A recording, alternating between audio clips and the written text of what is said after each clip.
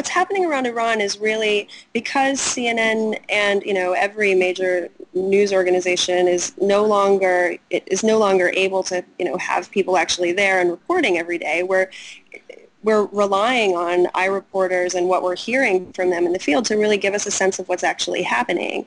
And because it's become such a powerful way to find out what's happening every day on the ground, we've actually taken the iReport desk and integrated it with CNN's international news gathering in a way that we've never really done before. And I think that's probably just from an internal perspective, that's the big shift. It's not so much that iReport hasn't really changed the way we operate, but iReport has become a really central piece of the way CNN is able to tell the story this time.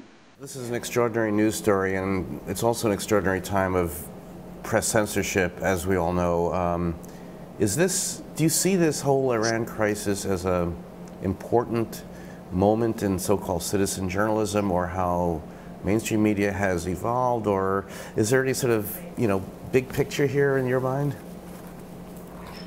I think it's absolutely an enormous moment in citizen journalism. It's one of the first times that we're actually seeing an entire story unfold through social media, through iReport, through YouTube, through Facebook, through means that we wouldn't have been using 5 years ago because some of them didn't exist.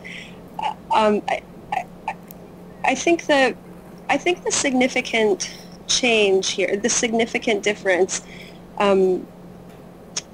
Sorry, let me go back just a little bit. In some ways, one of the things that we talked about a little bit when this story sort of started to break and we started to hear about it and cover it in a very serious way, was that it reminded us a lot of protests for democracy in Myanmar, I guess a couple of years ago now.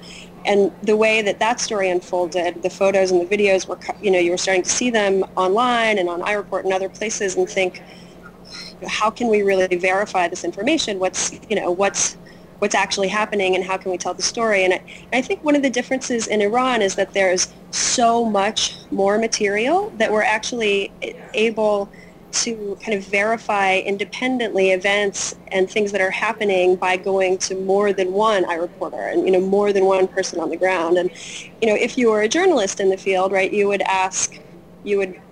corroborate details by getting a couple of sources, by having a couple of people tell you the same thing.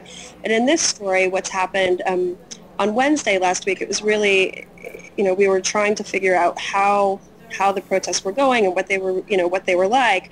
And the way we've confirmed that was by getting two separate iReporters who uploaded two separate videos of what turned out to be silent protests. They were incredibly dramatic videos, just thousands of people marching and not saying anything.